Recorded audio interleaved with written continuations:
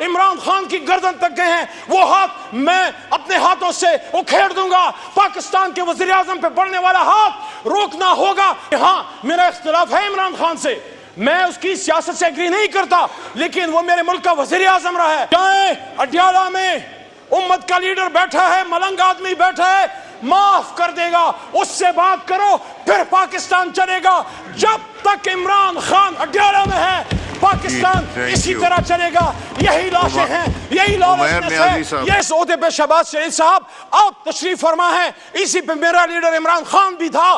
اگر خدا نخواستہ آپ کے ساتھ یہ ہوا ہوتا، عمران خان کو دن دہاڑے سابق وزیر اعظم کو گولیاں ماری گئیں، لالچنس کی بات ہوتی ہے۔ ہم آج لیاقت علی خان شہید کو روتے ہیں، بے نظیر صاحبہ کو روتے ہیں۔ آپ مجھے بتائیں عمران خان کے بدن میں جو 4 گولیاں ٹانگ پہ لگی، اگر وہ ماتھے یا سینے پہ لگتی کون ذمہ دار ہوتا؟ شہباز شریف صاحب انہی حرکتوں کی وجہ سے تو 71 میں پاکستان ٹوٹا تھا۔ شہباز شریف صاحب صرف ہم تو ستائے ہوئے نہیں ہیں، آپ بھی تو ستائے ہوئے ہیں۔ سٹنگ وزیر اعظم فارم 47 کے ہیں لیکن عہدے پہ بیٹھے ہیں۔ آپ وزیر اعظم تھے جب ارشد شریف شہید ہوا، آپ نے کیا کیا اس کے لیے؟ اس کی بوڑھی ماں در در پھرتی رہی۔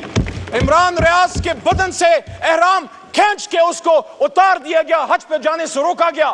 کس نے روکا؟ کیا آپ کے حکم سے روکا گیا شہباز شریف صاحب؟ میں کسی اسٹیبلشمنٹ سے نہیں پوچھتا، میرا کام کسی پنڈی شنڈی سے نہیں ہے، میرا کام اپنے ملک کے وزیر اعظم سے ہے۔ یا انصاف دیں یا اپنے عہدے سے آپ اتر جائیں۔ مریم بی بی آپ کو بھی حق نہیں ہے کہ خیبر پختونخوا کے لیے آپ فیصلے کریں۔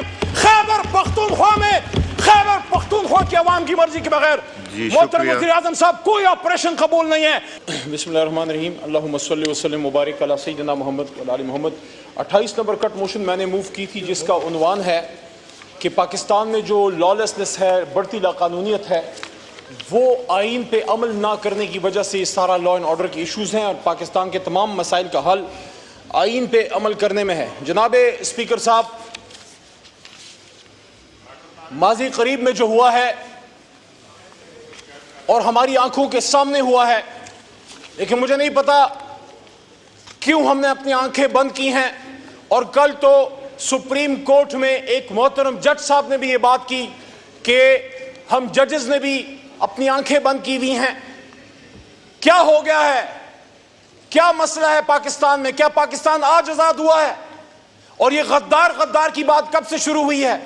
کون ہے یہاں پہ غدار؟ اور کس وجہ سے کچھ محب وطن پاکستانیوں کو پاکستان چھوڑ کے پاکستان سے باہر اپنی جان کی امان کے لیے در در چھپنا پڑ رہا ہے؟ ارشد شریف کا آخری عمل پاکستان میں تھا، پاکستان کا سب زلالی پرچم لہرا کے وہ پاکستان سے باہر گیا، اور اس کی بوڑھی ماں کے پاس اس کی شہید لاش آئی۔ عمران ریاض ایک صحافی ہے، صحافی برادری کو کیا ہو گیا ہے؟ کیوں آپ نہیں بات کرتے؟ عمران ریاض کو جو اس کے ساتھ ہوا ہے، میرا بھائی نہیں ہے لیکن میرے رشتے کا بھائی، مسلمان ہے، جرنلسٹ ہے، ہمارے خلاف بھی باتیں کی ہیں۔ مجھے آج بھی یاد ہے ارشد شریف شہید کے ساتھ اسی کے پاور پلے میں بیٹھ کے عمران خان تحریک انصاف کے خلاف سخت ترین پروگرام اس نے کیا، میں نے اس کا جواب دیا۔ لیکن میں آواز اٹھاتا ہوں کہ ارشد شریف اس دھرتی کا بیٹا تھا، اس وقت سٹنگ وزیر اعظم فارم 47 کے ہیں لیکن عہدے پہ بیٹھے ہیں، احترام واجب ہے۔ پھر بھی میں محترم شہباز شریف صاحب سے پوچھنا چاہتا ہوں کہ جب ہماری حکومت تھی اور ابصار عالم صاحب کے ساتھ زیادتی ہوئی، میں سمجھتا ہوں نہیں ہونی چاہیے تھی، آپ کی جماعت سراپا احتجاج تھی، آپ وزیر اعظم تھے جب ارشد شریف شہید ہوا، آپ نے کیا کیا اس کے لیے؟ اس کی بوڑھی ماں در در پھرتی رہی۔ عمران ریاض کے بدن سے احرام کھینچ کے اس کو اتار دیا گیا، حج پہ جانے سے روکا گیا۔ کس نے روکا؟ کیا آپ کے حکم سے روکا گیا شہباز شریف صاحب؟ اگر آپ نے نہیں روکا تو آپ وزیر اعظم ہیں۔ میں کسی اسٹیبلشمنٹ سے نہیں پوچھتا، میرا کام کسی پنڈی شنڈی سے نہیں ہے، میرا کام اپنے ملک کے وزیر اعظم سے ہے۔ یا انصاف دیں یا اپنے عہدے سے آپ اتر جائیں۔ اگر ہم نے نہیں کیا ہمیں بھی حق نہیں تھا، اگر آپ نہیں کر سکتے آپ کو بھی حق نہیں ہے، کیونکہ قرآن میں اللہ کہتا ہے، مفہوم ہے کہ آپ جب لوگوں کو اللہ کی مساجد میں جانے سے روکتے ہیں آپ پہ اللہ کا غصہ آتا ہے۔ عمران ریاض کے ساتھ جو ہوا میں حیران ہوں، اسلامک تاریخ میں اس کی مثال شاید نہیں ملتی کہ ایک شخص حج پہ جا رہا ہے، کیا کر لیتا وہ۔ صابر شاکر کو دیکھیں، آج میں نے سنا کہ کچھ پاکستانیوں کے آپ شناختی کارڈ بند کر رہے ہیں، ختم کر رہے ہیں، ان میں سے بہت سے لوگ جو پاکستان سے باہر بیٹھے ہیں میرے خلاف باقاعدہ ویلاگز کرتے ہیں۔ میں نہیں جانتا ان کو ذاتی طور پہ، لیکن ایک پاکستانی سے اس کی شناخت آپ کیسے چھین سکتے ہیں؟ انہی حرکتوں کی وجہ سے تو 71 میں پاکستان ٹوٹا تھا۔ اس لیے عمران خان آپ کو کہتے ہیں کہ آپ پڑھو حمود الرحمان کمیشن، وہ غلطیاں نہ دہرائیں جس کی وجہ سے ایک سیاستدان پہ تو ادھر ہم ادھر تم کا نعرہ اور اس پہ داغ لگا دیا، لیکن اس شخص سے نہیں پوچھا جس کے نیچے ملک 2 ٹکڑے ہوا تھا۔ کیوں جنرل یحییٰ سے سوال نہیں ہو سکتا؟ بھٹو تو پھانسی چڑھ گیا، ان سے کون پوچھے گا؟ آپ بھی تو ستائے ہوئے ہیں شہباز شریف صاحب، صرف ہم تو ستائے ہوئے نہیں ہیں، آپ بھی تو ستائے ہوئے ہیں۔ جہاں جرنلزم کی آج شہباز صاحب یہ حالت ہے، وہاں آپ کی اور ہمارے پولیٹیکل ورکرز کی کیا حالت ہے؟ اسی ایوان کا ایک سابق وزیر اعظم، پچھلی سپیچ بھی میں نے کہا، جس عہدے پہ شہباز صاحب آپ بیٹھ آخری 2 منٹ، جس عہدے پہ شہباز شریف صاحب آپ تشریف فرما ہے، اسی پہ میرا لیڈر عمران خان بھی تھا۔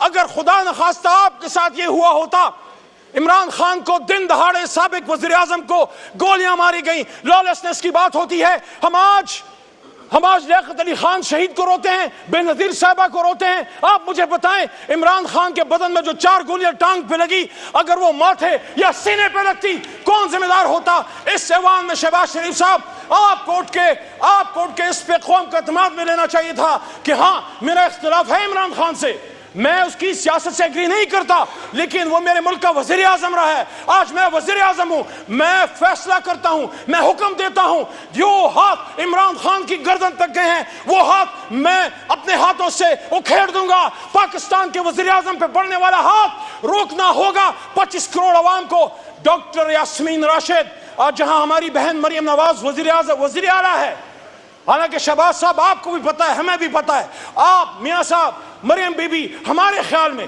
ہماری معلومات ہمارے فارم 45 کے مطابق آپ ڈس ایگری کریں، آپ لوگ ہار چکے ہیں، لیکن پھر بھی آپ بیٹھے ہیں۔ میں یہ سوال رکھتا ہوں، آپ کی وزارت عظمیٰ میں doctor Yasmin Rashid cancer survivor کے ساتھ کیا ہو رہا ہے؟ عالیہ حمزہ کے ساتھ کیا ہو رہا ہے؟ اور ایک طرف ہمارا بڑا بھائی بیٹھے ہیں، رانا صاحب تشریف فرمائیں۔ رانا صاحب نے اچھی بات کی، آپ نے کہا مذاکرات سے مسائل کا حل نکالیں، لیکن رانا صاحب آپ چیک کیجئے، شہباز صاحب آپ چیک کیجئے، جب سیاستدان بیٹھ کے مسائل کا حل نکالنے کی بات کرتے ہیں، کہیں سے کچھ لوگ کسی اور کے بھیس میں آ کے ہمارے رؤوف حسن کو یہاں پہ چھری مارتے ہیں۔ میں نے خود دیکھا ہے، اتنا اور اوپر ہوتا اس کی شہرت کٹ گئی ہوتی۔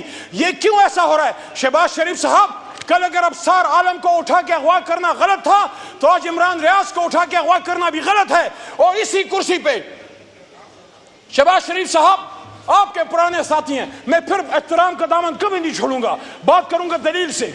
یہاں شیخ رشید بیٹھے ہوتے تھے، پوری قوم دیکھ رہی ہے، میں نے بھی جیل کاٹی ہے، لیکن میں عدالت کے نیچے جیل میں تھا، لیکن وہ اللہ کا ولی کہتا ہے میں نے چلہ کاٹا۔